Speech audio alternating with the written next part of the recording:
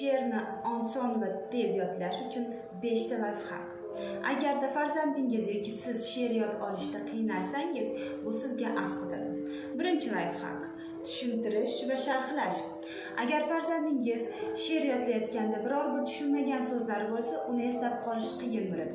Shu sababli birinchi she'rni o'qib berib, farzandingiz qaysi so'zni tushunmayotganini so'rang va uni tushuntirib bering. Ikkinchisi, harakatlardan foydalaning.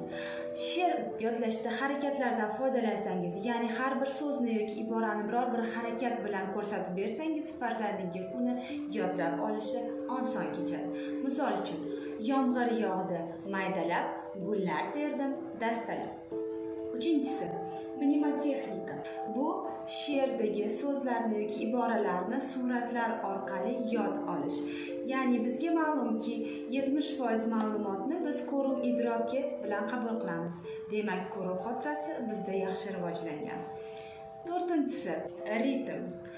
Har bir she'rni qo'shiq, musiqa orqali yodlab olish, uni yod olishda birmuncha osonlik tug'diradi. Hattoki xalqaro til bo'lgan ingliz tilining alifbosi ham qo'shiq orqali bolalarga yodlattiriladi. Beshinchisi, tushirib qoldirish. Bu ko'proq o'quv malakasiga ega bo'lgan bolalarda qo'llaniladi. Ya'ni o'qilayotganda she'r matnini oxirgi so'zlari sekin-sekin tushirib qoldiriladi, ya'ni oq varaq bilan to'siladi. Bu so'zlar qator o'qilayotganda oxirgi so'zni bola xotirasiga tayangan holatda eslash kerak bo'ladi. Har safar bittaga ko'paytirib so'zlar bekitiladi. Yod olishning oxiriga kelib esa faqat bosh harflar qoladi. Shu tariqa yod olinadi.